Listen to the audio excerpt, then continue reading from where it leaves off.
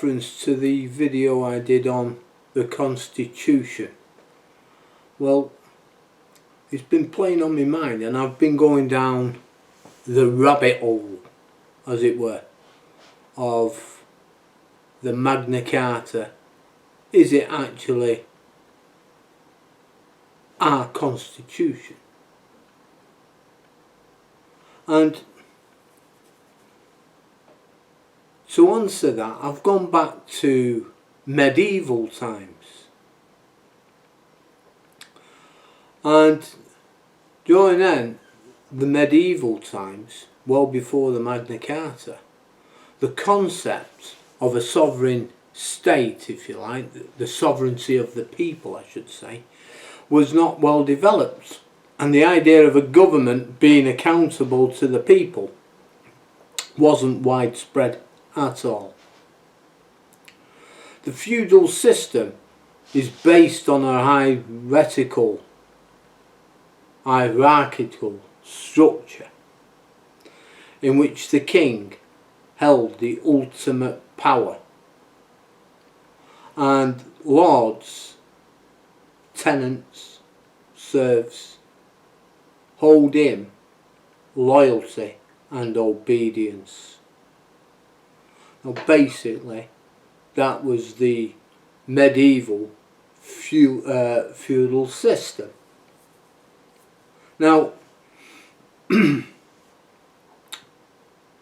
King John wasn't a very good king by all accounts. He was arbitrary in his manner, and he would take the lands off the lords. He would impose or demand money off the barons and the lords and the knights, the landowners. Your serf or peasant that worked the land wasn't able to have freedom of movement as such. He was on that land unless he requested to be moved or allowed to go, and he needed his lordship's permission, which the lord isn't going to give as a rule, because he needs his workers, he needs his men. And the serf made a living by having a little plot of land to himself, or so much of the produce that he helped grow and was able to sell, and was allowed to sell on such things as markets of the day. The reason the Magna Carta came into force, as I've discussed, was the fact that the barons had had enough, the lords had had enough.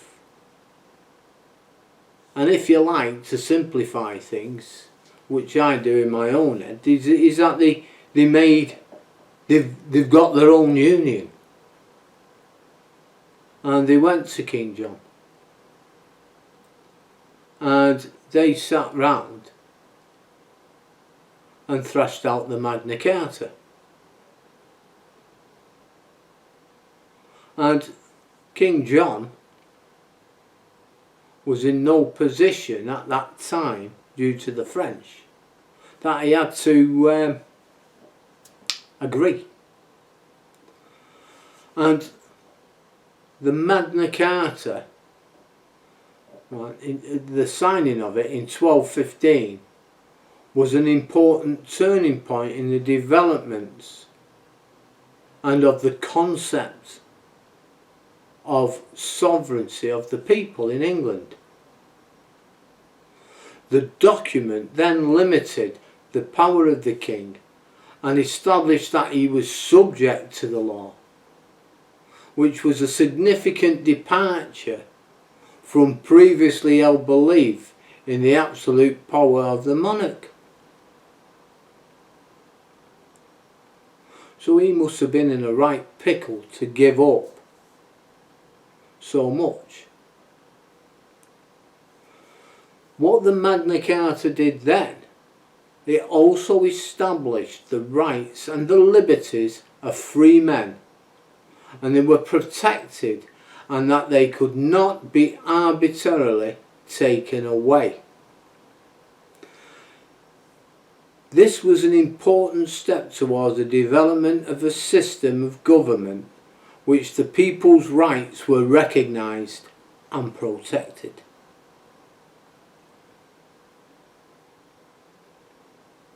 Now the barons, lords and knights, etc., the landowners, didn't do this for the love of the common man. They actually obtained the Magna Carta for their own protections, because they were so easily able to lose the lands on the whim of the king, just like that.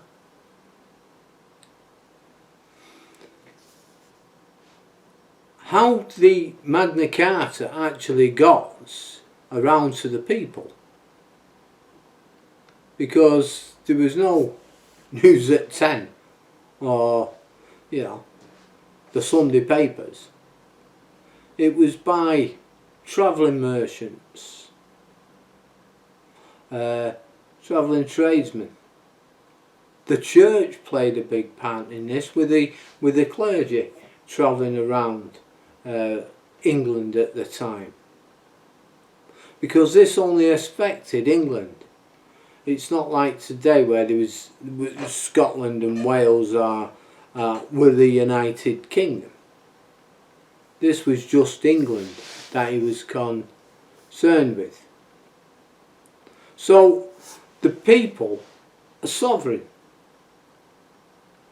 and the principle of this sovereignty, which states the power in a society ultimately rests with the people, funnily enough, is not recognised in the Magna Carta. In fact, the power was concentrated in the hands of the monarchy and the nobility,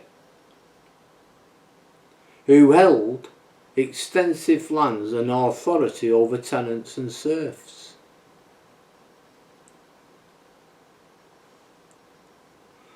The Magna Carta did represent a significant challenge in the absolute power of the monarch, and a recognition of rights and interests of the nobility and the barons.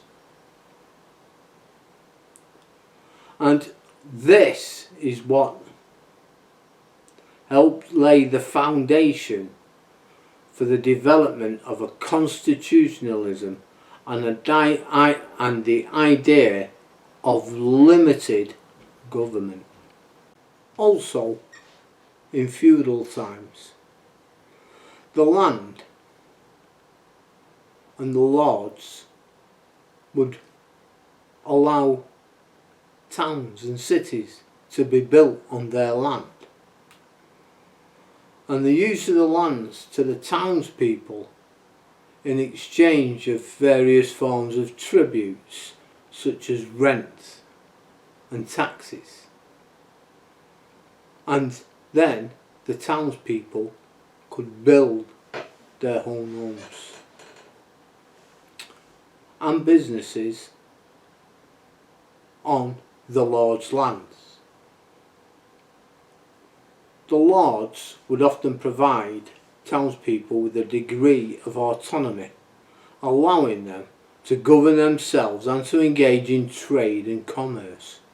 This was an important source of income for the lords, and as the towns and cities would generate taxes and rent, the lords would also benefit from the growth of trade and commerce. At the same time, the lords would maintain control over the townspeople, and the relationship between lord and the townspeople was often complex and hierarchical.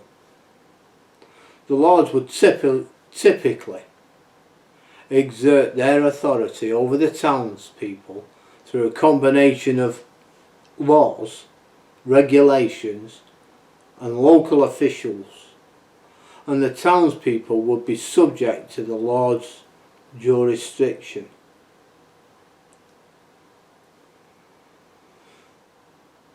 In the same sense, the relationship between the lords and the townspeople was similar to the relationship between the lords and the tenant farmers, with the lords at the top and the townspeople and tenant farmers at the bottom.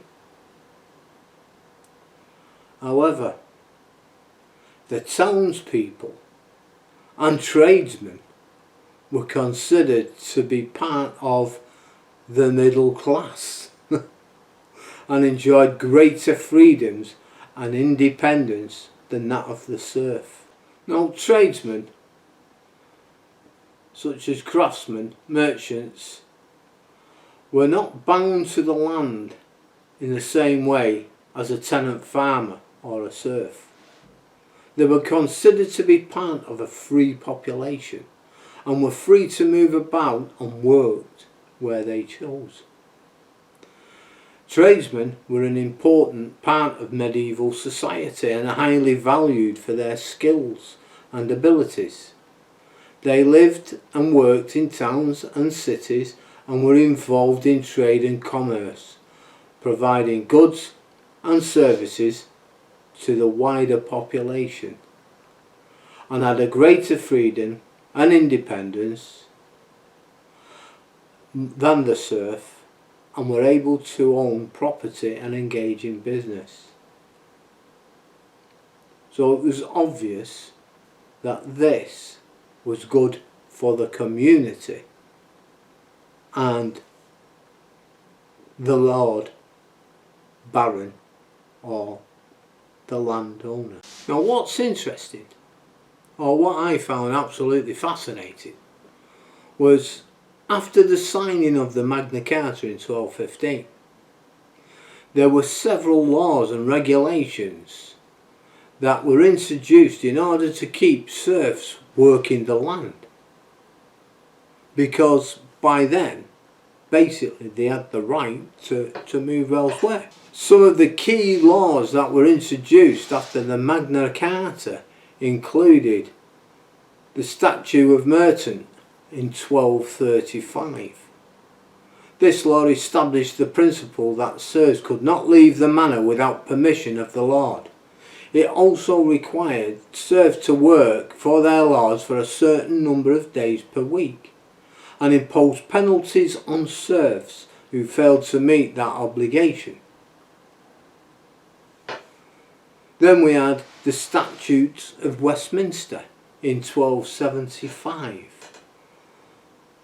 This law clarified the rights and obligations of lords and serfs and confined the principles that serfs could not leave the manor without permission of the lord. It also established the idea of quick rent,